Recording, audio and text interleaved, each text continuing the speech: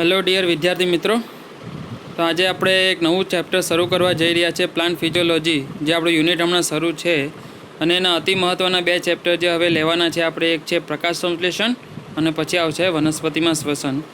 એનું ક્રાઇટેરિયા જોઈએ મિત્રો, અથવા વેઇટેજ જોઈએ તો પ્રોબેબલી તમે 3 ક્વેશ્ચન પકડી લો. પ્રકાશ સંશ્લેષણના 3 ક્વેશ્ચન અને શ્વસનના 3 ક્વેશ્ચન સ્વાભાવિકપણે અત્યાર સુધી લેવાયેલી નીટ અને AIPMT એક્ઝામમાં પૂછાયા. તો એવું આજે ચેપ્ટર છે પ્રકાશ સંશ્લેષણ એ આજે શરૂ કરીશું. NCERTમાં તમે ઓલરેડી એને ભણી ગયા છો. આપણે થોડા એક્સ્ટ્રા ટોપિક્સ જે અહીંયા કવર કરવાના છે તે સાથે સાથે લેતો જઈશ.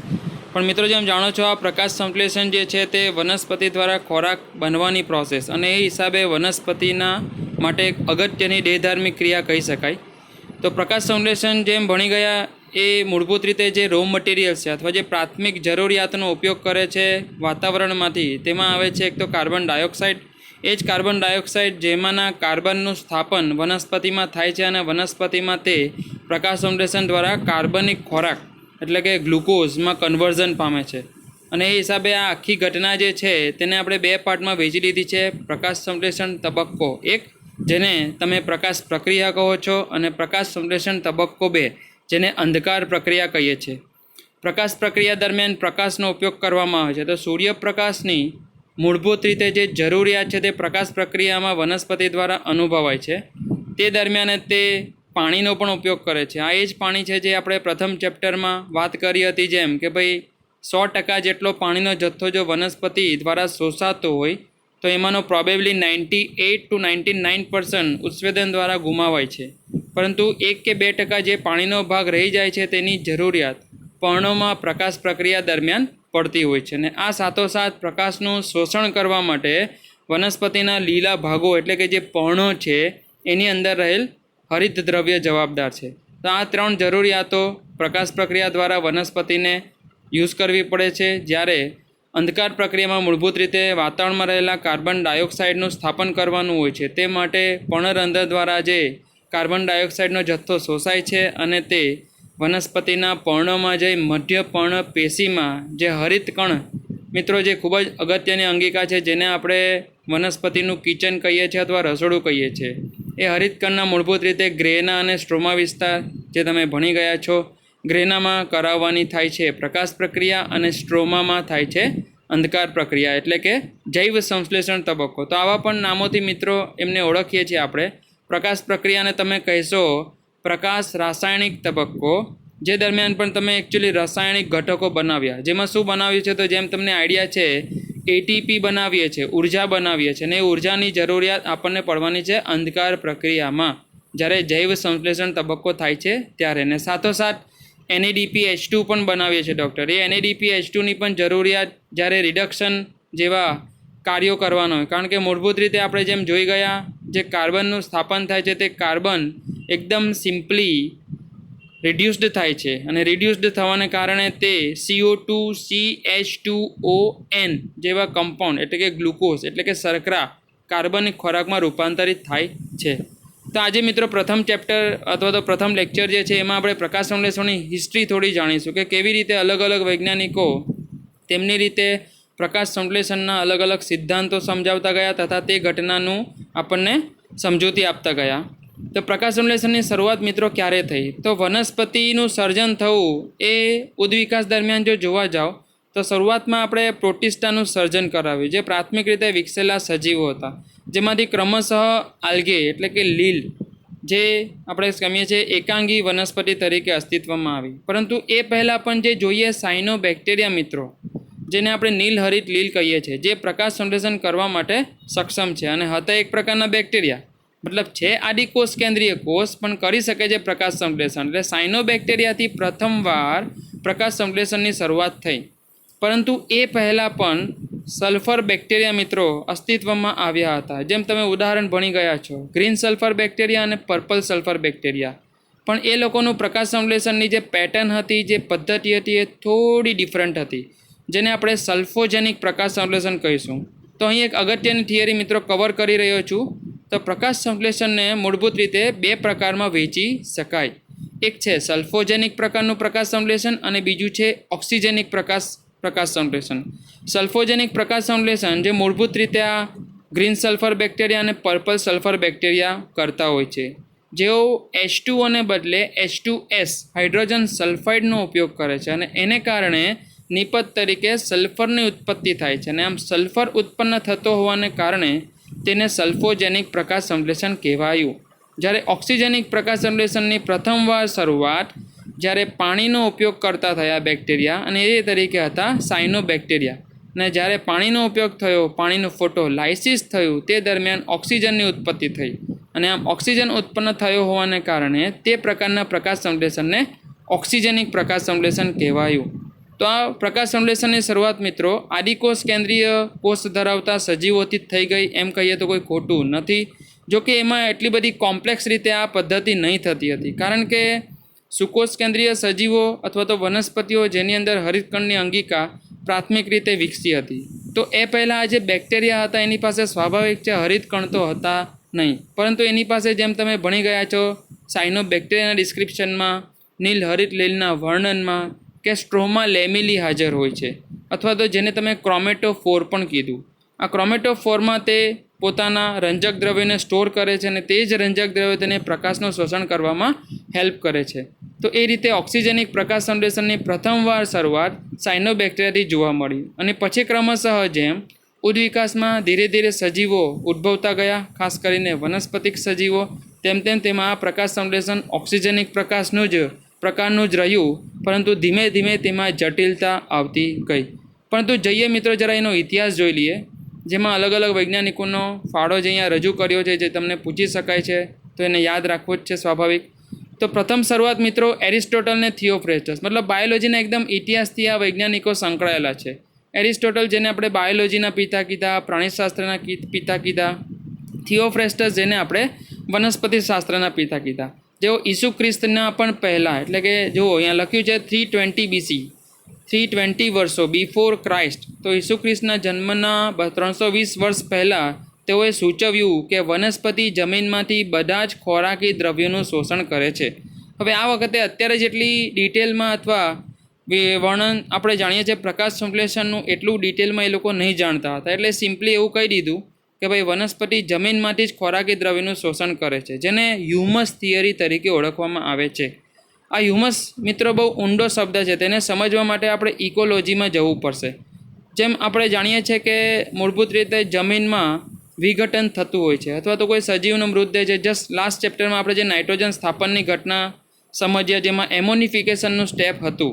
તો એમોનિફિકેશન શું થતું હતું, જેમાં સડી રહેલા મૃતદેહો કે કોઈ ચોક્કસ સજીવોના અંગો જેનું વિઘટન થતાં તેમાંથી સરળ કાર્બનિક દ્રવ્યો બનતા જાય છે અને તે જમીનમાં ભળતા જાય છે. તો આ જે દ્રવ્યોનું વનસ્પતિ સીધું શોષણ કરી લે છે એવું એરિસ્ટોટલને થિયોફ્રેસ્ટસ દ્વારા કહેવાયું, અને આથી જ તેને હ્યુમસ થિયરી તરીકે ઓળખવામાં આવી છે.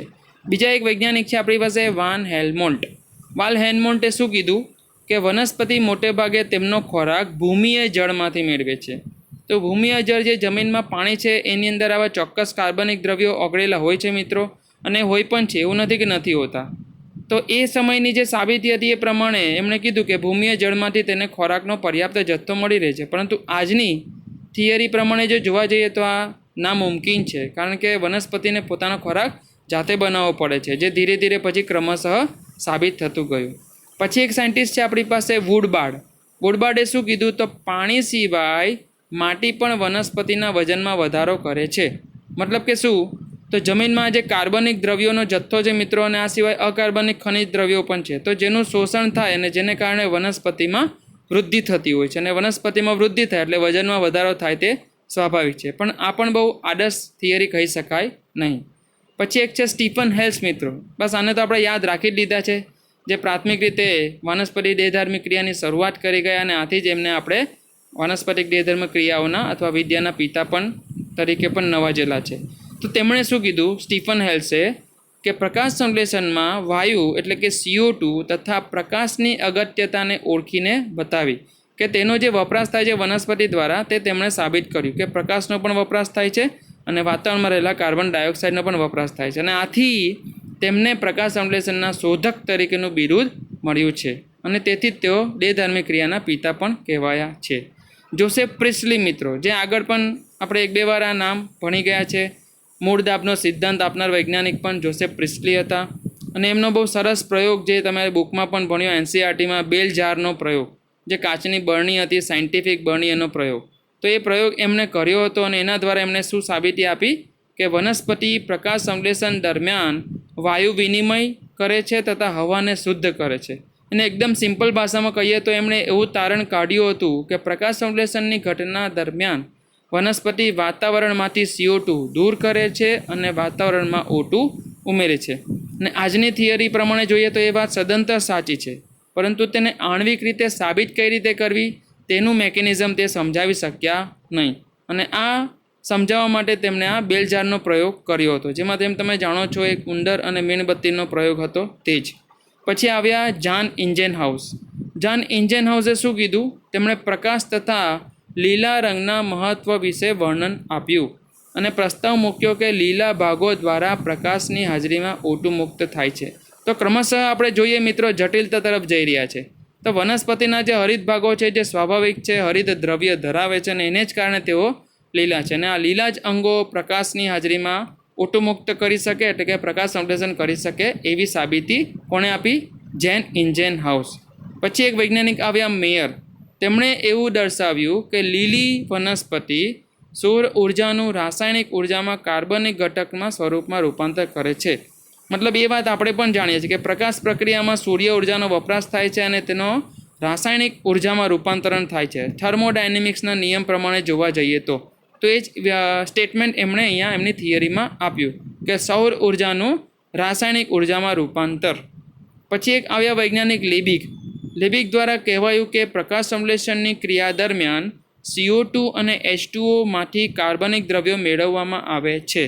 કેવી રીતે મેળવાય છે એનું કોઈ વર્ણન, સ્પેસિફિકેશન એમણે આપ્યું નહીં, પરંતુ વાત તો એમની સાચી જ છે કે ભાઈ CO2 પણ વપરાય છે અને H2O પણ વપરાય છે અને એના થકી એ લોકો કાર્બનિક દ્રવ્યોનું સર્જન કરે છે. પણ કેવી રીતે કરે છે આણ્વિક રીતે તેની સમજૂતી એમની પાસે હતી નહીં. પછી આવ્યા જુલિયન વોસ સેચ, જેનું પણ નામ આપણે અત્યાર સુધી 2 થી 3 વાર ભણી ગયા. આગળના ચેપ્ટરમાં જેમ વાત થઈ હતી ભાઈ જલ સંવર્ધનની પદ્ધતિને સમજાવનાર વૈજ્ઞાનિક હતા જુલિયન વોન સેચ. તો એમણે કીધું કે હરિતકણ તથા સ્ટાર્ચ વચ્ચેનો સંબંધની સાબિતી કરી આપી. કારણ કે આ જે હરિતકણ છે મિત્રો એ જેવી અંગિકા છે જેની અંદર હરિતદ્રવ્ય રક્ષાયેલા હોય છે, સ્ટોર થયેલા હોય છે અને તે આણ્વિક રીતે પ્રક્રિયાઓ દર્શાવીને સ્ટાર્ચ બનાવે છે. હવે સીધો સ્ટાર્ચ એકચ્યુઅલી બનતો હોતો નથી, બને છે ગ્લુકોઝ, પણ આ જ ગ્લુકોઝનો વધારાનો જથ્થો સંચિત ખોરાક તરીકે સ્ટાર્ચમાં કન્વર્ઝન પામી જાય છે. આ પ્રકાશ સંશ્લેષણને નિહાળી શકાય તેવી પ્રથમ નિપજ સ્ટાર્ચ છે એવું જુલિયન વોસ સેચ દ્વારા દર્શાવાયું. અને આથી તેઓ આધુનિકવાદના શોધક તરીકે પ્રખ્યાત થયા. કે પ્રકાશ સંશ્લેષણના આધુનિકવાદના શોધક મિત્રો કોણ છે? તો તે તરીકે યાદ રાખીશું જુલિયન વોન સેચ. કેટલાક લોકો તેમને વનસ્પતિ દેહધાર્મિકની ક્રિયાના પિતા તરીકે પણ ગણતા હતા. તેમના દ્વારા મૂળભૂત રીતે મુદ્દાનો સિદ્ધાંત પણ આપવામાં આવ્યો હતો. તો પ્રકાશ સંશ્લેષણ માટે એમનું જે યોગદાન રહ્યું મિત્રો તે આ જ કે સ્ટાર્ચનું સંશ્લેષણ થાય છે અને સ્ટાર્ચ એક નિપજ તરીકે પ્રકાશ સંશ્લેષણની પ્રક્રિયાને અંતે નિર્માણ પામે છે. અને એ એક રીતે સાચી જ વાત છે અને આથી એમને પ્રકાશ સંશ્લેષણના આધુનિકવાદના શોધક તરીકે પણ નવાજવામાં આવ્યા. મિત્રો બીજા એક વૈજ્ઞાનિક છે વિલ સ્ટેટર અને સાથે હતા સ્ટોલફિશર. બહુ જ અગત્યની માહિતી આ વૈજ્ઞાનિકોએ આપી હતી, જેને આગળ પણ હું તમને આગળના ટોપિકમાં કવર કરાવીશ, કારણ કે આપણે ક્લોરોફિલનું આખું રાસાયણિક બંધારણ સ્ટડી કરવાનું છે. તો ક્લોરોફિલ એ જે મૂળભૂત રીતે જેમ તમે જાણો છો ક્વોન્ટાઝમનો સિદ્ધાંત, એનું વર્ણન ક્યારેક આપણે વનસ્પતિક બાહ્યકાર વિદ્યા દરમિયાન થોડું જોયું હતું. વનસ્પતિ સૃષ્ટિ જ્યારે ભણી રહ્યા હતા ત્યારે વાત કરી હતી કે વનસ્પતિના જે ગ્રેના છે એના જે થાઇલેકોઇડ છે એની અંદર આખો એક રંજક દ્રવ્ય સમૂહ હોય છે જેને ક્વોન્ટાઝોમ તરીકે ઓળખવામાં આવતું હતું. અને આ ક્વોન્ટાઝોમનો જે પ્રક્રિયા કેન્દ્ર હોય છે તે હોય છે ક્લોરોફિલ એ, હરિતદ્રવ્ય એ. અને હરિતદ્રવ્ય એની ભૂમિકા પણ બહુ જ ઇમ્પોર્ટન્ટ હોય છે આ ક્વોન્ટાઝોમમાં. તો એ ક્લોરોફિલ એની રચના, તેની કેમેસ્ટ્રી, તેનું રાસાયણિક બંધારણ, તેના ગુણધર્મો સૌથી પહેલાં દુનિયા સામે લાવનાર વૈજ્ઞાનિક હતા વિલ સ્ટેટર અને સ્ટોલફિશર, જે માટે તેઓ નોબેલ પારિતોષિક પણ જીતેલા છે. ને આ ક્વેશ્ચન એકવાર મિત્રો પૂછાઈ ગયેલો છે, મારો અનુભવ છે એ પ્રમાણે કે ક્લોરોફિલ એની કેમેસ્ટ્રી, રાસાયણિક બંધારણ સૌપ્રથમ આપનાર સમજાવનાર વૈજ્ઞાનિક વિલ સ્ટેટર છે. પછી આવી રહ્યા છે એક વૈજ્ઞાનિક બ્લેકમેન, જે પણ બહુ અગત્યની થિયરી જે આપણે અંધકાર પ્રક્રિયાનું બીજે નામ જ એવું આપ્યું છે મિત્રો, બ્લેકમેન પ્રક્રિયા. તો આગળ જે લેટેસ્ટ થિયરી છે પ્રકાશ સંશ્લેષણની, એમાં આપણે બે પ્રકાશ પ્રક્રિયા અને અંધકાર પ્રક્રિયા સ્ટડી કરવાના છે. પ્રકાશ પ્રક્રિયાને ઓળખાય છે હિલ પ્રક્રિયા તરીકે. રોબર્ટ હિલ, જેમને પ્રકાશ સંશ્લેષણની આખી રાસાયણિક પ્રક્રિયાનું એક સમીકરણ જે આપ્યું હતું અને જેના આધારે પ્રકાશ પ્રક્રિયા હિલ પ્રક્રિયા તરીકે ઓળખાય છે, જ્યારે અંધકાર પ્રક્રિયા એ બ્લેકમેન પ્રક્રિયા તરીકે ઓળખાય છે. તો બ્લેકમેનનો ફાળો તો ઘણો બધો છે. પ્રકાશ સંશ્લેષણને અસર કરતા પરિબળોની પણ એમણે ખૂબ જ સરસ રીતે સમજૂતી આપી હતી, જેને મર્યાદિત કારકનો સિદ્ધાંત તરીકે તમે ભણી ગયા એનસીઆરટીમાં. હજુ ઊંડાણમાં તમને લઈ જઈશ એમાં. તો એમનો ફાળો શું છે? તો પ્રકાશ સંશ્લેષણની અંધકાર પ્રક્રિયા એ પ્રકાશ સંશ્લેષણની પ્રકાશ પ્રક્રિયા સાથે સંકળાયેલી છે. ને સ્વાભાવિક છે મિત્રો, પ્રકાશ પ્રક્રિયા પ્રથમ થવી જ પડે, કારણ કે એનાથી જ બનેલી નીપજ એટીપી અને NADPH2 અંધકાર પ્રક્રિયા દરમિયાન વપરાય છે અને જેમાંથી ખોરાક એટલે કે ગ્લુકોઝ બનતો હોય છે. પછી વૈજ્ઞાનિક છે આપણી પાસે ઇમર્ઝન અને આર્નોલ્ડ. તેઓએ સૌપ્રથમ પ્રકાશ પ્રક્રિયામાં બે પ્રકારના રંજક દ્રવ્ય તંત્રોની શોધ આપી. તો જે એનસીઆરટીમાં તમે ભણી ગયા, બે પ્રકારના રંજક દ્રવ્ય તંત્રો, બે પ્રકારના રંજક દ્રવ્ય સમૂહ, P700 અને P680, પ્રકાશતંત્ર 1 અને પ્રકાશતંત્ર 2, ફોટોસિસ્ટમ 1 અને ફોટોસિસ્ટમ 2. તો એની સૌપ્રથમ સમજૂતી અથવા વર્ણન આપનાર વૈજ્ઞાનિક છે ઇમર્ઝન અને આર્નોલ્ડ. અને આ સિવાય ઇમર્ઝન વૈજ્ઞાનિક પોતે પ્રકાશની જે અસરો છે એની પર બી ઘણું બધું સ્ટડી કરીને ગયા મિત્રો, જેના પર બી એક થિયરી હું તમને કવર કરાવીશ આગળ. તો પ્રકાશમાં કયો પ્રકાશ વપરાય છે? આપણે એટલું જાણીએ છીએ કે ભાઈ દ્રશ્ય પ્રકાશનો વપરાશ થાય છે વનસ્પતિ દ્વારા. જે દ્રશ્ય તરંગો છે 400 થી 700 નેનોમીટરની રેન્જમાં આવતા. પણ એમાં જાનીવાલી પીનાલા મિત્રો ટોટલ 7 રંગોનું મિશ્રણ હોય છે. તો એમાંનો કયો રંગ સૌથી વધારે અથવા સક્રિય રીતે વનસ્પતિ દ્વારા શોષાતો હોય છે? તો એનું સ્ટડી સૌપ્રથમ કરીને ગયા હતા ઇમર્ઝન. અને ઇમર્ઝને તેમની આ પ્રયોગમાં અગેન ક્લોરેલા લીલ, જે એક કોષીય લીલનું ઉદાહરણ છે, તેને પ્રાયોગિક વનસ્પતિક સજીવ તરીકે લીધું હતું અને તેના પર અલગ અલગ રીતે ઘણા બધા ટ્રાયલ અને એરર દ્વારા પ્રયોગ કર્યા. નોટ અને પેન મિત્રો તમારા હાથમાં હોય તો લખતા જજો હું જે બોલું છું, કારણ કે એનું કોઈ વર્ણન કદાચ આપણા આ ચેપ્ટરમાં અથવા જે તમને મટીરિયલ શેર કર્યું એમાં નથી. તો ઇમર્ઝન દ્વારા પ્રકાશની અગત્ય સૌપ્રથમ સમજાવવામાં આવી. એમાં એમણે ક્લોરેલા નામની લીલનો ઉપયોગ કર્યો. આ ક્લોરેલા લીલ પર અલગ અલગ રીતે પ્રકાશને આપાત કરવામાં આવ્યો. કઈ રીતે આપાત કર્યો મિત્રો? તો એકવાર આખો સફેદ પ્રકાશ આપાત કર્યો, ત્યારબાદ સફેદ પ્રકાશમાં આવતા સાથે સાથ અલગ અલગ પ્રકાશના અલગ અલગ રંગના તરંગોને અલગ અલગ રીતે આપાત કર્યા. ખાલી વાદળી કલરનો રંગ અથવા રંગની તરંગ લંબાઈ આપાત કરી, પછી એ જ રીતે ખાલી લાલ રંગની તરંગ લંબાઈ આપાત કરી, એમ અલગ અલગ તમામ રંગોની તરંગ લંબાઈ આપાત કરી. અને એ સ્ટડી કરવા પ્રયાસ કર્યો કે કયા રંગની તરંગ લંબાઈ સૌથી વધુ શોષણ પામતી હશે.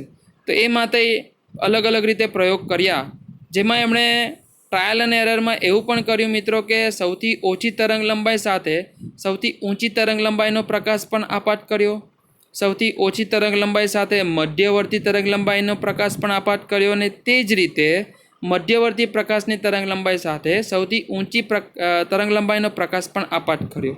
અને ત્યારબાદ પછી જોયું કે ભાઈ પ્રકાશ સંશ્લેષણમાં કેટલો વધારો થાય છે, અથવા અંતે જે કાર્બનિક ખોરાક બની રહ્યો છે તેની માત્રામાં કેટલો વધારો થાય છે, જે માટે જોવું રહ્યું કે કયા પ્રકાશનું શોષણ સૌથી વધારે થયું.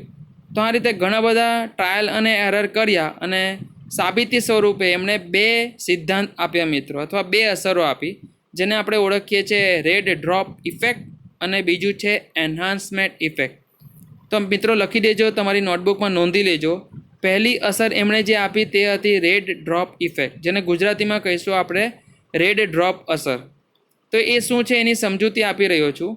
જ્યારે એમણે માત્ર ને માત્ર લાલ રંગની તરંગ લંબાઈનો પ્રકાશ આપાત કર્યો, આપાત કરાતા વનસ્પતિના હરિત દ્રવ્ય દ્વારા એ લાલ રંગની તરંગ લંબાઈનું શોષણ થયું. જેટલું શોષણ થયું મિત્રો, એ પછી એમણે પાછા ફરતા તરંગ લંબાઈનો સ્ટડી કર્યો, અથવા તો જે શોષણ થઈ ગયા બાદ જે પરાવર્તિત થાય છે તેવા પ્રકાશની તરંગ લંબાઈનો અભ્યાસ કર્યો. તો એમાં એમણે જોયું કે બાકી બધા રંગો કરતાં લાલ રંગની તરંગ લંબાઈ જે પરાવર્તિત થતી હતી તેની માત્રા બહુ ઓછી હતી. તો એનાથી એવું શું તારણ મળ્યું કે જ્યારે તે અન્ય તરંગ લંબાઈ સાથે આપાત થાય છે ત્યારે લાલ રંગની તરંગ લંબાઈનું મહત્તમપણે શોષણ થઈ ગયું. ને આને કારણે પરાવર્તિત તરંગ લંબાઈમાં લાલ રંગની આવૃત્તિ અથવા લાલ રંગની તીવ્રતા જે છે, ઇન્ટેન્સિટી છે, તે ખૂબ જ ઓછી થઈ ગઈ અને એને એમણે કીધું રેડ ડ્રોપ અસર. ડ્રોપનો અહીંયા સિમ્પલી મિનિંગ તમારે કરવાનો છે ઘટી જવું, ઓછું થઈ જવું. તો પાછા ફરતા અથવા પરાવર્તિત થયેલા પ્રકાશના તરંગોમાં અલગ અલગ રંગોની તરંગ લંબાઈઓમાં લાલ રંગની તરંગ લંબાઈની આવૃત્તિ અથવા ઇન્ટેન્સિટી અથવા તીવ્રતા ઓછી હતી. એટલે એનાથી એક સીધું તારણ એવું આપી શકાય કે લાલ રંગની તરંગ લંબાઈનું મહત્તમપણે શોષણ થઈ ગયું. તો એને કહેવાનું છે મિત્રો રેડ ડ્રોપ અસર. બીજું છે એન્હાન્સમેન્ટ અસર. એન્હાન્સમેન્ટનો સિમ્પલ મિનિંગ ગુજરાતીમાં થાય છે વધારો થવો અથવા તો વધવું. તો એને કેવી રીતે સમજાવી?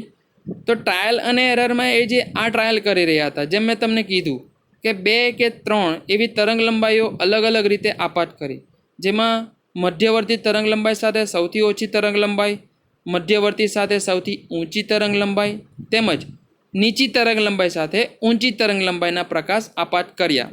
અને તે દરમિયાન એમણે જે કન્ક્લુઝન આપ્યું, તેમણે જે નિરાકરણ કર્યું, એમણે જે ઓબ્ઝર્વેશન કર્યું કે જ્યારે લાલ પ્રકાશની તરંગ લંબાઈ, જે સૌથી ઊંચી તરંગ લંબાઈ છે 700 નેનોમીટરની, તે જ્યારે એકદમ નીચી તરંગ લંબાઈ સાથે આપાત કરવામાં આવે છે ત્યારે તે લાલ રંગની તરંગ લંબાઈનું શોષણ સંભવતઃ વધી જાય છે. મતલબ કે જ્યારે લાલ રંગની તરંગ લંબાઈ એકલી આપાત કરવામાં આવતી હતી તે દરમિયાન તેનું જે શોષણ થતું હતું તેના કરતાં જ્યારે આ લાલ રંગની તરંગ લંબાઈને કોઈ નીચા તરંગ લંબાઈની પ્રકાશ સાથે આપાત કરવામાં આવે તો તે લાલ રંગનું શોષણ અતિશય વધી જાય છે અને તેનાથી સ્વાભાવિક છે પ્રકાશ સંશ્લેષણના દરમાં આવશે વધારો, ખોરાકનો જથ્થો બનશે વધારો. તો આ લાલ રંગના શોષણમાં આવતો જે આ વધારો છે એને એમણે કીધું એન્હાન્સમેન્ટ અસર. તો આ બે અસરો જે ઇમર્ઝન દ્વારા પ્રકાશના અલગ અલગ રીતે પ્રયોગો કરીને આપવામાં આવી, જે માટે એમણે મેં તમને કીધું મિત્રો ક્લોરેલા નામની લીલ પર પ્રયોગ કરવામાં આવ્યા હતા અને આ બે અસરો એમના દ્વારા આપવામાં આવી. અગેન રિપીટ કરું છું, બે અસર કઈ હતી?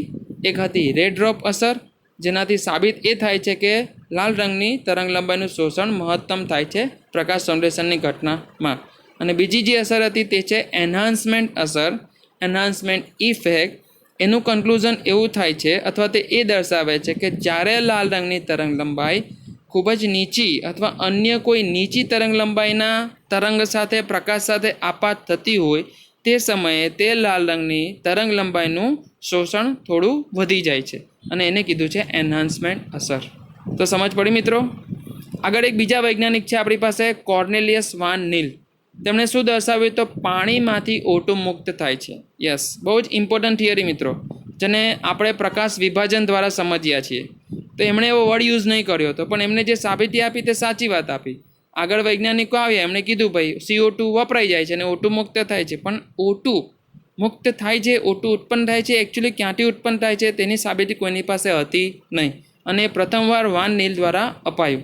જોકે તેને આણ્વિક રીતે તે સાબિત કરવામાં નિષ્ફળ ગયા હતા કે ભાઈ પાણીમાંથી O2 મુક્ત થાય છે, જેના માટે આગળ એક બીજા વૈજ્ઞાનિક તમને આપીશ, રૂબેન અને કામેન, જેમણે ટ્રેસર પદ્ધતિ દ્વારા સાબિત કરી આપ્યું કે હા O2ની જે ઉત્પત્તિ થાય છે તે પાણીમાંથી જ થાય છે, પાણીના પ્રકાશ વિભાજનથી થાય છે. પણ છતાં એમનો એ ફાળો અહીંયા આપણે યાદ રાખીશું કે પાણીમાંથી O2 મુક્ત થાય છે પ્રથમવાર કહી જનાર વૈજ્ઞાનિક વાન નીલ.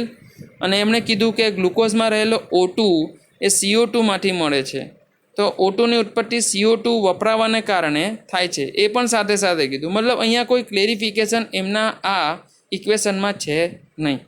સાથોસાથ કોર્નેલિયસ વાન નીલ સલ્ફર બેક્ટેરિયા પર પણ મિત્રો પ્રયોગ કરી રહ્યા હતા, જે તે NCERTમાં તમારા સ્ટેટમેન્ટ છે, ગ્રીન સલ્ફર બેક્ટેરિયા અને પર્પલ સલ્ફર બેક્ટેરિયા. અને એ અભ્યાસ કરીને તેમને આ સમીકરણ જે આપ્યું, જે હું રીડ કરી રહ્યો છું, તમારી સ્ક્રીન પર તમને દેખાઈ રહ્યું છે, એ ઓલમોસ્ટ પ્રકાશ સંશ્લેષણના ઇક્વેશન જેવું જ છે.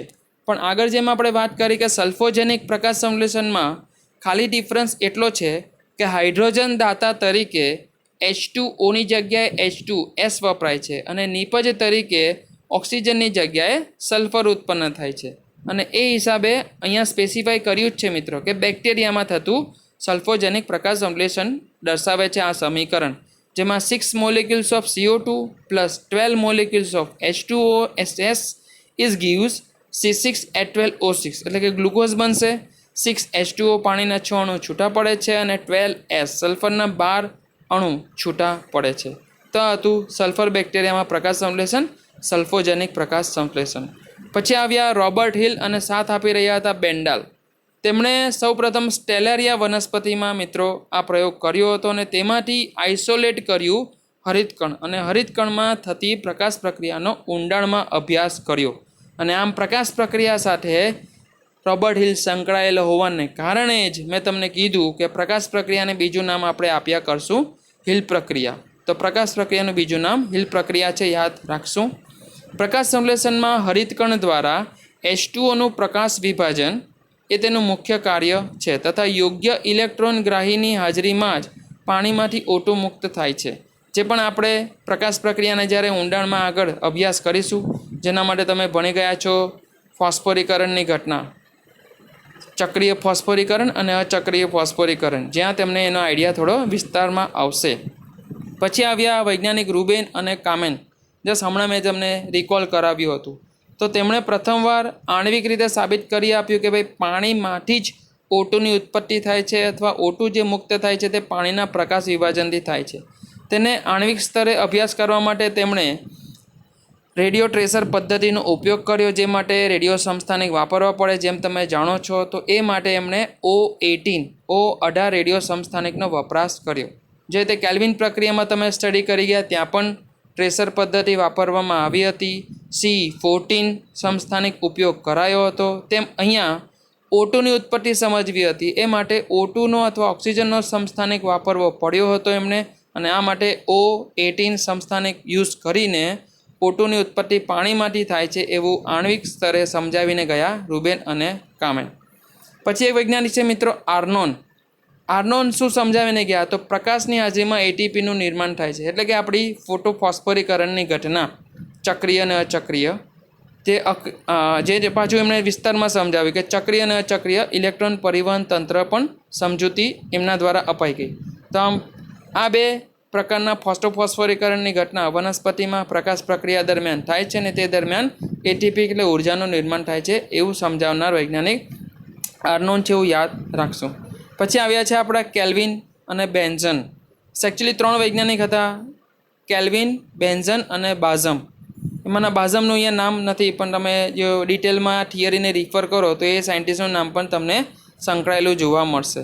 પણ પછીથી થોડો વધારે પ્રભુત્વતાથી કામ કરી ગયા કેલ્વિન. એટલે પછી આગળ જે આખો સિદ્ધાંત છે તે કેલ્વિન પ્રક્રિયા અથવા કેલ્વિન ચક્ર તરીકે જ વધારે પ્રખ્યાત થયો થિયરીમાં. તો અંધકાર પ્રક્રિયાનો જૈવ રાસાયણિક પથ અને એ પ્રક્રિયામાં પ્રથમ સ્થાયી નિપજ તરીકે PGA છે એ તેમણે દર્શાવ્યું, જે માટે એમણે પણ રેડિયો ટ્રેસર પદ્ધતિનો સહારો લીધો હતો. અને આનાથી એમણે શોધ્યું જે પ્રથમ નિપજ સ્થાયી બનતી હતી PGA ફોસ્ફોગ્લિસરિક એસિડ, જે 3 કાર્બનવાળી નિપજ હોવાને કારણે, સ્થાયી નિપજ હોવાને કારણે તે ચક્ર C3 ચક્ર તરીકે ઓળખવામાં આવ્યું અથવા કેલ્વિન બેન્ઝન ચક્ર તરીકે પણ ઓળખવામાં આવ્યું. સાથોસાથ તેમણે ક્લોરેલા અને સેનેડેસ્મસ આ જે લીલ છે તેમાં પ્રથમવાર ક્રોમેટોગ્રાફી અને રેડિયો આઇસોટોપનો ઉપયોગ કરીને દર્શાવ્યું આપ્યું કે પ્રકાશ સંશ્લેષણ આણ્વિક રીતે કેવી રીતે આગળ વધે છે પ્રક્રિયા.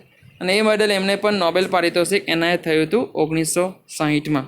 અને આ ક્રોમેટોગ્રાફી દ્વારા મિત્રો ખાસ અલગ અલગ રંજક દ્રવ્યોને છૂટા પડવા અને એ માટેનો પણ પ્રયોગ ક્રોમેટોગ્રાફી દ્વારા એમણે કર્યો હતો. કારણ કે ક્રોમેટોગ્રાફીનો એક સિમ્પલ પ્રયોગ તમારી બુકમાં પણ છે, તમે તમારા બાયોલોજી લેબમાં એક પ્રયોગ પણ કર્યો હતો પેપર ક્રોમેટોગ્રાફીનો, જેમાં જે તે ચોક્કસ રંજક દ્રવ્ય સમૂહમાં રહેલા અલગ અલગ રંજક દ્રવ્યોને છૂટા પાડવાનો એક પ્રયાસ અથવા એક પ્રયોગ આપણા દ્વારા થયો. પછી આવ્યા આર્નોન, એલન અને વ્હીટલી. તેમણે કોમ્બિનેશનમાં હરિતકણમાંથી C14O2 આઇસોટોપની મદદથી CO2ના સ્થાપનને દર્શાવ્યું. મતલબ એકચ્યુઅલી CO2ના સ્થાપનની જે ક્રિયાવિધિ છે તેને આણ્વિક રીતે અગેન રેડિયો આઇસોટોપનો યુઝ કરવા માટે C14O2નો યુઝ કરવામાં આવ્યો ખાસ રીતે. અહીંયા ડૉક્ટર જે વાત છે કે O2 સમસ્થાનિક અહીં વાપરી શકાય નહીં, એટલે આ જે સ્ટેટમેન્ટ છે એને આપણે લોજિકલી બહુ કન્સિડર નહીં કરીશું. બસ એમના દ્વારા આ એક સાબિતી અપાય, એમના દ્વારા પ્રકાશ સંશ્લેષણની હિસ્ટ્રીમાં એક પ્રયોગ થયો, બસ એ તરીકે જ યાદ રાખશું. જેને એકચ્યુઅલી પ્રાયોગિક રીતે સાબિત કરવું લેટેસ્ટ પ્રકાશ સંશ્લેષણની થિયરી પ્રમાણે ખૂબ જ મુશ્કેલ જણાય છે. પછી આપણા હેચ અને સ્લેક. યસ, C4 પથના શોધક તરીકે જેમને યાદ રાખ્યા છે. કારણ કે જે રીતે કેલ્વિન ચક્ર C3 ચક્ર તરીકે ફેમસ થયું, સાઇડ બાય સાઇડ તે જ વૈજ્ઞાનિક કેલ્વિન, બેન્ઝન અને બાસામ તે પણ પ્રયાસ કરી રહ્યા હતા કે શું તમામ વનસ્પતિમાં જ્યારે પ્રકાશ સંશ્લેષણ થઈ રહ્યું હોય, એનો અંધકાર પ્રક્રિયા થઈ રહી હોય તે દરમિયાન શું પ્રથમ સ્થાયી નિપજ PGA જ બને છે? શું એવું હોય છે? ના. તો જ્યારે એમણે વધારે પ્રયોગ કર્યા અલગ અલગ વનસ્પતિ પર, એમણે એવું પણ જોયું કે કેટલીક વનસ્પતિઓમાં પ્રથમ સ્થાયી નિપજ OAA ઓક્ઝેલો એસિટિક એસિડ બનતી હોય છે, અને જે 4 કાર્બનવાળી સ્થાયી નિપજ તરીકે છે. તો એટલી શોધ કરીને ગયા અને તે હિસાબે C4 પથ પણ સમજાવાયો, અથવા C4 વનસ્પતિઓ એવું એક શબ્દ આપણા થિયરીમાં એડ થયો, અને એનાથી C3 વનસ્પતિ અને C4 વનસ્પતિ 2 શબ્દો પ્રચલિત થયા. પણ આ C4 પદ એકચ્યુઅલી થાય છે કેવી રીતે? આણ્વિક રીતે એની સાબિતી હેચ અને સ્લેગ દ્વારા અપાઈ. તો આખો C4 પદ કેવી રીતે થાય છે અને તેમાંથી કેવી રીતે ATP અને NADPH2ના વપરાશ દ્વારા ગ્લુકોઝ સંશ્લેષણ થાય છે તેની સાબિતી હેચ અને સ્લેગના ફાળે છે. અને આથી C4 પદ હેચ અને સ્લેગ પદ તરીકે વધારે પોપ્યુલર થયો. અને ડાયકાર્બોક્સિલિક એસિડ પદ તરીકે પણ એ ઓળખાય છે. કેમ ડાયકાર્બોક્સિલિક એસિડ ચક્ર તરીકે ઓળખાય છે મિત્રો? તો એ આપણે જ્યારે ડિટેલમાં પદ ભણીશું ત્યારે હું તમને સમજાવી દઈશ. છતાં કહી દઉં છું કે તે દરમિયાન જેટલા એસિડ તમે બનેલા જોયા, મેલિક એસિડ બન્યો, પાયરુવિક એસિડ બન્યો, એ બધા એસિડમાં પ્રોબેબલી 2 કાર્બોક્સિલિક સમૂહ હતા. કાર્બોક્સિલિક સમૂહની સંખ્યા 2 હતી તેમના બંધારણમાં, અને આથી તે ડાયકાર્બોક્સિલિક એસિડ ચક્ર તરીકે પણ વિખ્યાત થયો, જે માટેનો પ્રયોગ તેમના દ્વારા શેરડી અને મકાઈમાં થયો હતો. અને ત્યારથી આપણે એટલું પણ જાણતા થયા મિત્રો કે સામાન્યતઃ એકદળી વનસ્પતિઓમાં C4 ચક્ર થતો હોય છે. C4 પથ દ્વારા પ્રકાશ સંશ્લેષણ થતું હોય છે, જે દરમિયાન પ્રથમ નિપજ મેં તેમ તમને જણાવ્યું ઓક્ઝેલો એસિટિક એસિડ હોવાનું જાણવા મળ્યું. પછી એક પ્રયોગ છે મિત્રો મોલ દ્વારા આપેલો પ્રયોગ, જે અર્ધપર્ણનો પ્રયોગ છે, અને તે દરમિયાન પ્રકાશ સંશ્લેષણ માટે CO2 આવશ્યક છે એ એમને સમજાવ્યું. અને આ 2 પ્રયોગ કદાચ આપણી ટેક્સ્ટબુકમાં પણ છે, અર્ધપર્ણનો પ્રયોગ અને પૂરા પર્ણનો પ્રયોગ. અર્ધપર્ણનો પ્રયોગ જે હતો એમાં મિત્રો શું કરવામાં આવ્યું હતું? તો જેમાં એક વનસ્પતિનું ફ્રેશ પર્ણ લેવામાં આવ્યું હતું, જેમાં અડધા પર્ણને એક કસનળીમાં અંદર એમ્બેડેડ રહે તે રીતે મૂકવામાં આવે તો, અને અડધું પર્ણ કસનળીની બહાર રહે તે રીતે મૂકવામાં આવ્યું હતું. અંદરનું જે પર્ણ હતો મિત્ર, એમાં જે કસનળી લીધેલી હતી, એ કસનળીમાં ખાસ કરીને KOHમાં ડૂબાડેલું હોય તેવું કોટન મૂકવામાં આવ્યું હતું, કોસ્ટિક પોટાશમાં, પોટેશિયમ હાઇડ્રોક્સાઇડમાં. કારણ કે આ જે કોસ્ટિક પોટાશમાં ડૂબાડેલા કોટનમાં એવો ગુણધર્મ હતા કે તે CO2નું શોષણ કરી લે. આને કારણે થયું શું? તો આ જે પર્ણ હતું તે જ્યારે CO2નું એબ્ઝોર્પ્શન કરતું હોય અથવા CO2નું શોષણ કરી રહ્યું હોય, તો નીચેનો જે અડધો ભાગ હતો, જે કસનળીની અંદર ડૂબેલો રહેતો અથવા કસનળીની અંદર એમ્બેડેડ રહેતો હતો, ત્યાં CO2નું સ્થાપન થઈ શક્યું નહીં, પરંતુ ત્યાં પહોંચેલો CO2 નીચે કોટન દ્વારા શોષાઈ ગયો, અને આને કારણે તે અડધા પર્ણમાં આપણે જોયું તો ગ્લુકોઝ બન્યો નહીં હતો, સ્ટાર્ચ નિર્માણ થયું નહીં હતું. જ્યારે ઉપરનો જે અડધો ભાગ છે પર્ણનો, જે કસનળીની બહાર હતો, ત્યાં ખૂબ જ સફળતાપૂર્વક CO2નું સ્થાપન થયું અને સારી એવી માત્રામાં સ્ટાર્ચનું સંશ્લેષણ પણ થયું, જેને કહેવાયો અર્ધપર્ણનો પ્રયોગ, જે કરાયો મોલ દ્વારા. તો આ હતા વૈજ્ઞાનિકો અલગ અલગ મિત્રો જે પ્રકાશ સંશ્લેષણની થિયરીમાં પોતાનું યોગદાન આપતા ગયા, પોતાનું કન્ટ્રીબ્યુશન આપતા ગયા. અને હવે આપણે આવીએ છીએ એકચ્યુઅલ થિયરી પર. તો શું છે પ્રસ્તાવના? તો પ્રકાશ સંશ્લેષણ એક પ્રકાશ જૈવ રાસાયણિક ઘટના છે, જેમ આપણે જાણીએ છીએ, જે અપચય ઘટના તરીકે અથવા ઉષ્મા શોષક ઘટના તરીકે ઓળખી શકાય. અપચય અને ચય મિત્રો, તો એકચ્યુઅલી પ્રકાશ સંશ્લેષણને જોઈએ તો ચય પ્રક્રિયા કેવી વધારે યોગ્ય છે, અપચય નહીં કેવી. વનસ્પતિમાં જે શ્વસન છે એને આપણે અપચય પ્રક્રિયા કહીએ છીએ, જ્યારે ચય પ્રક્રિયા દરમિયાન ગ્લુકોઝ નિર્માણ થઈ રહ્યું હોય છે પ્રકાશ સંશ્લેષણમાંથી, અને ચય પ્રક્રિયા કેવી વધારે યોગ્ય છે. ઉષ્મા શોષક કહેવામાં કેમ આવે મિત્રો? કારણ કે પ્રકાશ પ્રક્રિયામાં બનેલા ATP ઉર્જાનો વપરાશ થાય છે. જેમ તમે એક આંકડો ભણી ગયા કે ભાઈ ગ્લુકોઝના નિર્માણ દરમિયાન ટોટલ 18 ATPનો વપરાશ થાય છે C3 ચક્રમાં, અને 30 ATPનો વપરાશ થાય છે C4 ચક્રમાં. તો એના અનુસંધાનમાં કહી શકીએ કે પ્રકાશ સંશ્લેષણ એ ઉર્જાગ્રાહી પ્રક્રિયા છે, ઉષ્મા શોષક પ્રક્રિયા છે. તો આ પ્રક્રિયા છે જેમાં પ્રકાશ અને રંજકદ્રવ્યની હાજરીમાં અકાર્બનિક કાચો માલ, જેને કહી શકીએ H2O અને CO2માંથી કાર્બનિક ઘટક તૈયાર થાય છે, અને ઉપનિપજ તરીકે O2 ઉત્પન્ન થાય છે. અને એ દ્વારા જ પ્રકાશ ઉર્જાનું રાસાયણિક ઉર્જામાં સંરક્ષણ થાય છે. અહીં સ્ક્રીન પર તમે ઇક્વેશન જોઈ રહ્યા છો જે આપણને આપીને ગયેલા રોબર્ટ હિલ. તો રોબર્ટ હિલના સમીકરણ તરીકે આ ઇક્વેશન આપણે જાણીએ જ છીએ, જેમ તમે એનસીઆરટીમાં ભણી ગયા. બીજું મિત્રો, જે અહીંયા સ્ટેટમેન્ટ્સ આપ્યા છે, એક એક લાઈન જે એક એક ક્વેશ્ચન તરીકે યાદ રાખી શકો, કારણ કે દરેકમાં એક એક વિવિધતા અમે દર્શાવી છે. તો પ્રકાશ સંશ્લેષણનો કુલ 90% ભાગ જલીય વનસ્પતિ દ્વારા, એમાં પાછો 85% ભાગ લીલ દ્વારા, જ્યારે બાકીનો 10% ભાગ જ સ્થલજ વનસ્પતિ દ્વારા કરવામાં આવે છે. તો આ એક ડેટા જે છે, આંકડો છે, આપણે યાદ રાખવાનો છે. તો દુનિયામાં જે વનસ્પતિઓ છે એના દ્વારા કુલ પ્રકાશ સંશ્લેષણ થઈ રહ્યું છે, અથવા જો CO2 સ્થાપન થઈ રહ્યું છે, એ રીતે પણ મિત્રો ક્વેશ્ચન પૂછાય. તો મોટાભાગનો કાર્બન સ્થાપન અથવા CO2 સ્થાપન જલજ વનસ્પતિઓ દ્વારા થાય છે, ને એ કેટલી છે મર્યાદા? 90%. અને એમાં પણ મહત્તમ જથ્થો 85% લીલ જેવી વનસ્પતિઓ દ્વારા થઈ રહી હોય છે, જ્યારે 10% જથ્થો પ્રકાશ સંશ્લેષણનો તૈયાર થાય છે સ્થલજ વનસ્પતિઓ દ્વારા. સૌપ્રથમ વાસ્તવિક અને ઓક્સિજનિક પ્રકારનું પ્રકાશ સંશ્લેષણ સાયનોબેક્ટેરિયાથી શરૂ થયું, જેમ મેં તમને આગળ જણાવ્યું તેમ. અમરવેલ અને ફૂગમાં પ્રકાશ સંશ્લેષણ જોવા મળતું નથી. કેમ અમરવેલ મિત્રો? તો એ જેમ તમે જાણો છો, આગળ આપણે પ્લાન્ટ મોર્ફોલોજીમાં સ્ટડી કરી ગયેલા, તે સંપૂર્ણ પ્રકારનો પરોપજીવી વનસ્પતિ સજીવ છે. એને કારણે તે અન્ય વનસ્પતિ પર પોતાના ખોરાક માટે ડિપેન્ડન્ટ હોય છે, અને એને કારણે તે પ્રકાશ સંશ્લેષણ ન દર્શાવે.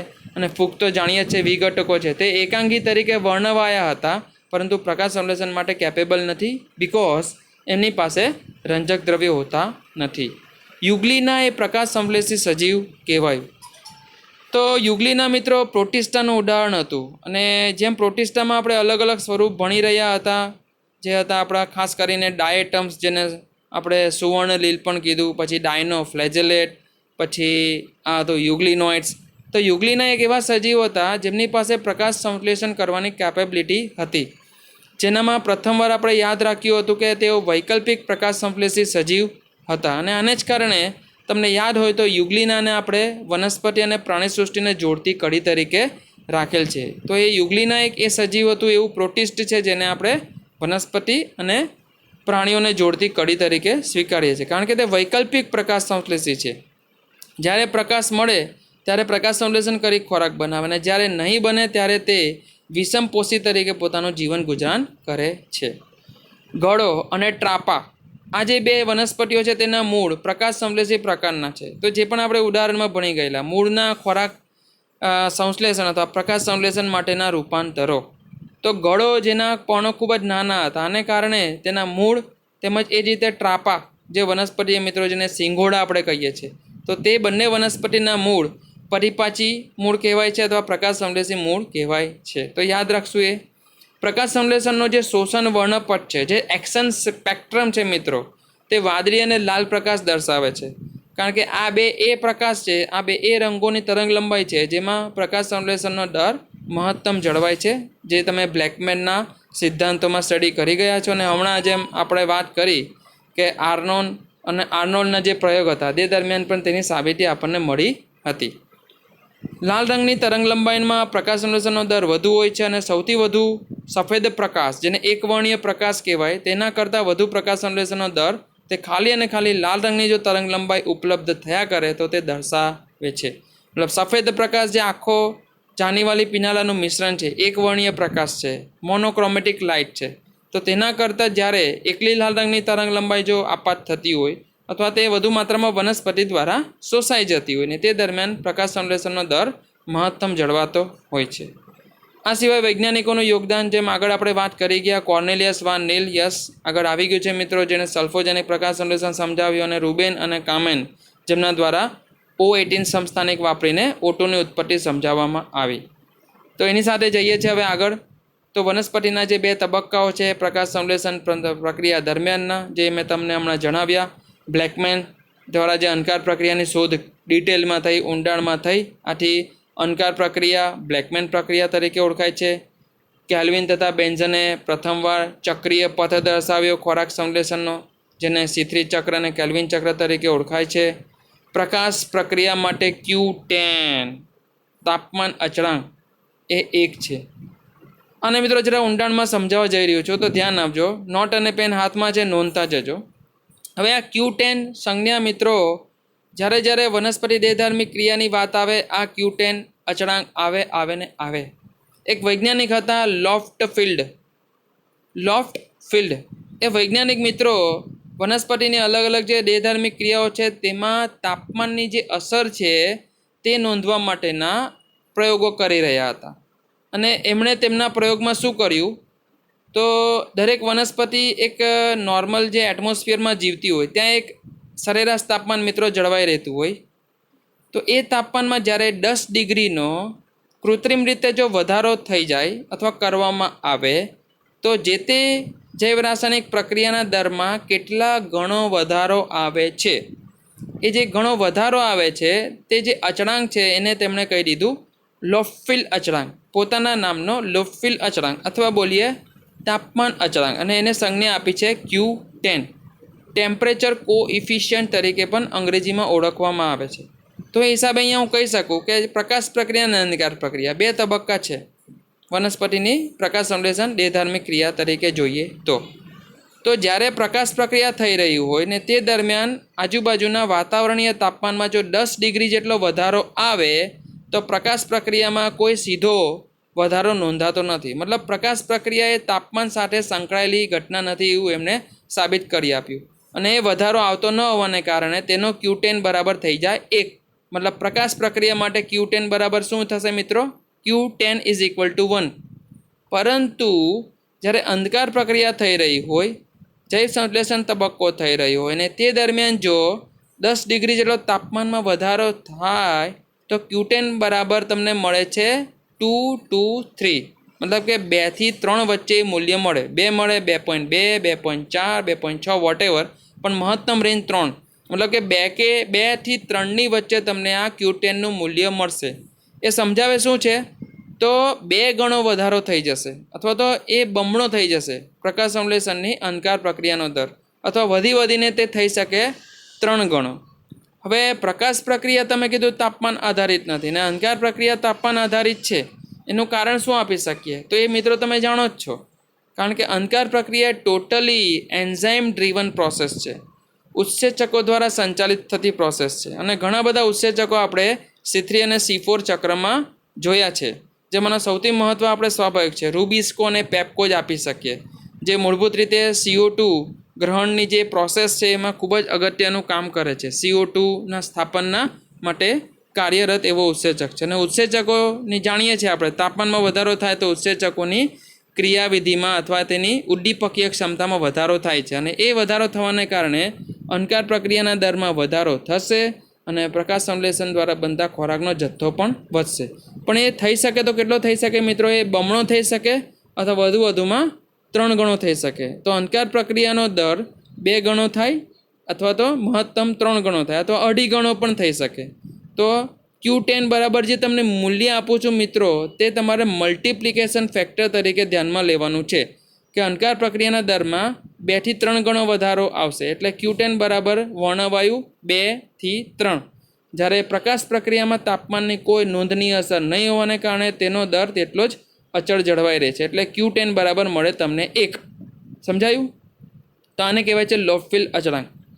તો એ જ અહીંયા નેક્સ્ટ સેન્ટેન્સમાં મિત્રો સમાવાયું છે કે Q10 એટલે પ્રક્રિયાના દરમાં થતો બમણો વધારો જેમાં રસાયણોનો સમાવેશ થાય છે અને અનુકૂલિત શ્રેણીમાં 10 ડિગ્રી જેટલો તાપમાનનો વધારો થાય છે. જેમ મેં તમને જણાવ્યું કે 10 ડિગ્રી જેટલો તાપમાનનો વધારો થાય તો તેની જે અસર પ્રકાશ પ્રક્રિયા અને અંધકાર પ્રક્રિયા પર આવે છે તેનો અભ્યાસ લોફ્ટફિલ્ડ દ્વારા થયો.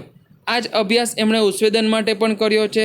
આ જ અભ્યાસ એમણે વનસ્પતિના શ્વસન માટે પણ કર્યો છે, જેના પણ ડેટા આગળ ચેપ્ટરમાં આવતા જશે, હું તમને કહેતો જઈશ. પણ પહેલાં એનું લોજિક સમજો મિત્રો, એની પાછળનો સિદ્ધાંત સમજો કે Q10 શું છે તો લોફ્ટફિલ્ડ અચળાંક. તો જે તે વનસ્પતિની દેહધાર્મિક ક્રિયામાં થતો વધારો ક્યારે તો જ્યારે સરેરાશ તાપમાનમાં 10 ડિગ્રી જેટલો વધારો કરવામાં આવે ત્યારે. સમજાયું? ઓકે, જઈએ છીએ આગળ. બ્લેકમેનના જે પ્રયોગના પુરાવાઓની શોધ વોરબર્ગ દ્વારા કરવામાં આવી મિત્રો 1920. અને આ વોરબર્ગનો જે પ્રયોગ છે હમણાં જસ્ટ થોડી વારમાં આપણે લઈશું. વોરબર્ગ અને ડિકેન્સની થિયરી, ક્વાન્ટાઝોમ થિયરી, જે એકચ્યુઅલી મેં તમને હમણાં થોડી વાર પહેલાં રિમાઇન્ડ કરાવ્યું હતું, જે આપણે વનસ્પતિ સૃષ્ટિમાં જોઈ ગયા હતા. નહીં જોઈ ગયા તો હું પાછું તમને હમણાં એની પર લઈ જાઉં છું. જે ક્વોન્ટાઝોમ થિયરી આપીને ગયેલા વોરબર્ગ અને ડિકેન્સ. યાદ આવ્યું? તો વોરબર્ગ અને ડિકેન્સ બે વૈજ્ઞાનિક દ્વારા એ ક્વોન્ટાઝોમ થિયરી અપાઈ અને એ થિયરીમાં એમણે સમજાવ્યું કે ભાઈ લાક્ષણિક રીતે જે વનસ્પતિના ગ્રેના છે, ગ્રેનામાં જે થાઇલેકોઇડ છે, એ થાઇલેકોઇડમાં કેવી રીતે રંજક દ્રવ્યોની ચોક્કસપૂર્વકની અથવા ચોકસાઈપૂર્વકની ગોઠવણી થયેલી હોય છે અને ગોઠવણીમાં કયા કયા રંજક દ્રવ્યો કઈ કઈ જગ્યાએ ગોઠવાઈને કયા કયા કાર્યોને અંજામ આપે છે. તો એની પ્રથમવાર સાબિતી ક્વોન્ટાઝોમ થિયરી સ્વરૂપે વોરબર્ગ અને ડિકેન્સ આપણને આપીને ગયા છે. જે માટે પણ એમણે સજીવ જે યુઝમાં લીધું હતું તે હતું ક્લોરેલા સજીવ અથવા ક્લોરેલા લીલ, જેમના પર આગળ ઘણા બધા પ્રયોગ કર્યા. એમર્ઝને પણ ક્લોરેલા પર પ્રયોગ કર્યો, જેમણે પ્રકાશની સમજૂતી આપી. એ સિવાય કેલ્વિન અને બેન્ઝન દ્વારા પણ ક્લોરેલાનો જ પ્રયોગ થયો, જેના પર એમણે C3 ચક્રની સાબિતી આપી. અને વોરબર્ગ અને ડિકેન્સ દ્વારા પણ ક્લોરેલાનો જ ઉપયોગ થયેલો, જેમાં તેમણે ક્વોન્ટાઝોમ થિયરી આપી. તો આ ક્વોન્ટાઝોમ થિયરી પર મિત્રો આપણે જઈશું થોડી વારમાં. બીજું જે વાત થઈ, પ્રકાશ પ્રક્રિયા બે પાર્ટમાં વહેંચાયેલી છે, તમે સ્ક્રીન પર છે વાંચી શકો છો. હિલ પ્રક્રિયા જે પણ આપણે જોઈ ગયા, અને માત્ર યોગ્ય ઇલેક્ટ્રોન ગ્રાહીની હાજરીમાં જ H2Oનું પ્રકાશ વિભાજન થઈ O2 મુક્ત થાય છે, જે પણ આપણે જાણીએ છીએ. અને અહીંયા મિત્રો જે બે ત્રણ નામ લખ્યા છે જે તમારે યાદ રાખવાના છે. DCPIP ડાયક્લોરોફિનોલ ઇન્ડોફિનોલ ડાય એક પ્રકારની ડાય છે મિત્રો, ફેરિસ સાયનાઇડ અને NADP+. આ જે ઘટકો છે તે હિલ પ્રક્રિયકો તરીકે ઓળખાય છે. એમાં NADPH2 તો મિત્રો સાર્વત્રિક હિલ પ્રક્રિયક તરીકે છે જ, કારણ કે જેમ તમે જાણ્યા અથવા સ્ટડી કરી ગયા કે અચક્રીય ફોટોફોસ્ફોરીકરણમાં NADPH2નું સર્જન થાય છે અને NADPH2નો ખૂબ જ અનન્ય ફાળો એક રિડ્યુસિંગ એજન્ટ તરીકે આપણે અંધકાર પ્રક્રિયામાં જોવાનો છે. તો NADPH2 એક કુદરતી હિલ પ્રક્રિયક તરીકે હોય, જ્યારે બહારથી જો આવા ઘટકોને વનસ્પતિ સાથે એક્સપોઝ કરવામાં આવે, DCPIP જેનું મેં તમને નામ હમણાં જણાવ્યું તે, અને બીજું છે